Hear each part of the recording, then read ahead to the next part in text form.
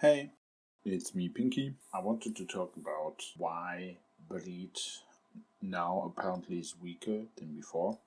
Since in the last days of UC, you saw a lot of people with very strong female calves zoning out of other maxed accounts with Bleed, like Forgord to Barrack. I think that's like an example for two very maxed accounts and one just solos the other. And I want to show you why females now can beat Bleed, which was not possible some months before. What did change? So the first thing you need to understand is that Bleed only works with normal attacks. They can't do anything else. Everything they do evolves around normal attacks. Even like Sandor, when he activates an attack, or Darren, they do it after an amount of normal attacks. Disarming them is very, very, very powerful against them. Because basically, if you disarm them, you will take out all their damage. And what changed compared to the past is the very strong main hands that help females to counter the Bleed. So let's start with the Zinara main hand. I will explain you how I think they are working, because I was curious after seeing that Zinara can miss. And if you see 70% to do one additional attack, 20% to do 2, and 10% to do 3, you would assume it's 100%, and then you would think they can't miss. But if you look onto this report, you don't have every lineup triggering Zinara's attack, and I was wondering why is that. And the best explanation I could come up with, and I think that also is the right one, is the first thing that game is checking is 10% from 100% if you're doing 3 additional attacks. So the game will look, will find out, you will do them, okay, then it procs, and if you don't proc them, then it will check 30% from 90%, which is a bit less than just 30% on 127. And if it also doesn't proc, will check 70% from the leftover, and like this you have a bit less than 100%, and like this the weapon can still miss. So I think that's the explanation how those types of main hands are working. The thing is, if you then compare a 4-star Zinara main hand with no Zinara, you will find out that it's like 70% more damage or activations than you get with the normal Zinara, without the main hand. Same, by the way, goes for Layla, but I feel for Layla it's a bit more powerful, because here you get 30% damage for every extra activation, and on Layla you get an extra female proc for every activation, which does the normal damage. Of course, Layla does activate less than Zinara, so you could argue about it's balanced, but for example, if you get a bleed proc on the 30%, you're also doing reduced bleed damage on the Zinara proc. So the only real thing you're profiting from, in my mind, for 100% is Darren and Sandor, which will activate more often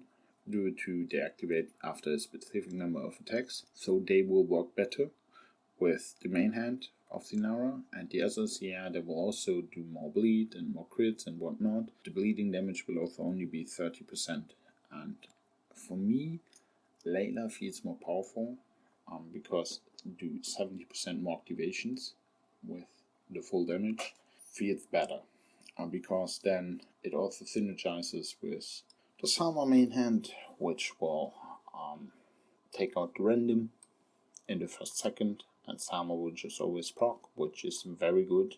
Bleed doesn't have a second main hand for Rhea, so there's also a disadvantage for Bleed.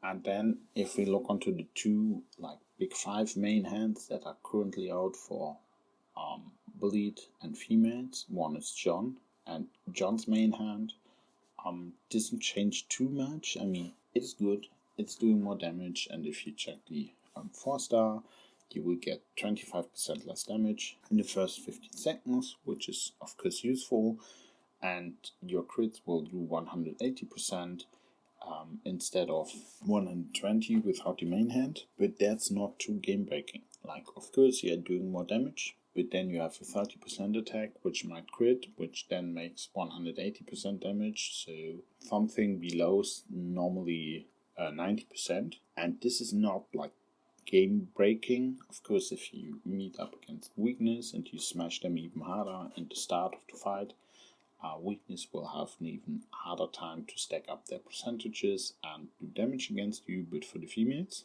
they have a very big advantage against you with Cersei. Because if you now check Cersei's main hand, normally Cersei have a chance to activate for 20%, which is good because you have 5 attacks, and with 5 attacks it should activate once. With Layla, you should be safe to activate once every 10 seconds. First second for Salma and then so on. With Layla 4 stars, it should normally activate twice, let's say, but all this kind of makes it more and more safe that it will proc at least once every 10 seconds. It doesn't have to, but it should. And with the Lila 4 stars, if you also have Dany, which is out of the pattern of 10 seconds, you should still, with the 4 commanders, proc once every 10 seconds, which is important because without the main hand, she will disarm your troops or the enemy troops. The enemy troops will miss for 4 seconds with a chance of 20%. If you have the main hand, they will miss with a 40% chance, so double as good. And they will miss for 5 seconds, which doesn't feel like a lot, 1 second more, but it's 25% better. See it like this. And if you then 4-star Cersei's main hand, it will make them miss for 80%. So 4 out of 5 attacks will miss. Statistically, of course, sometimes all your attacks will miss, sometimes all your attacks will still hit. Over big numbers, this should be close to 80%. You could, of course, now say, because I think Cersei is very powerful with her main hand, this is not fair, but see it like this. Jon's main hand works with everyone, and Jon enables already the bleeds playstyle very hard. Cersei's main hand works with females, but females don't really rely on their normal attacks. They rely on the commander attacks, so it's okay, but it's not great. Cersei can't do anything against Jaime after like 10-12 seconds. They can't miss anymore, so it's not really helping there. And versus bleed, it does like disable bleed for like 5 seconds every 10 seconds, even more if you have Dany and Dany procs in between, because if Dany gets a Cersei proc, you get 4 or 5 seconds of disarming. Cersei will disarm every one of the enemies. She won't only hit the front line or one troop type or whatever, she will hit everyone with a wildfire and make everyone disarmed. That's also the reason why bleed is now beatable, which felt like in the past it was impossible to beat. By the way, you can make the thought process. Why do I lose with this versus that, which didn't happen in the past? You can do that with basically everything if you just compare the skills, think about the impact of the skills, and then try to figure it out, because I can already spoiler you. We will get to a point where female will feel very weak versus weakness because of Diana.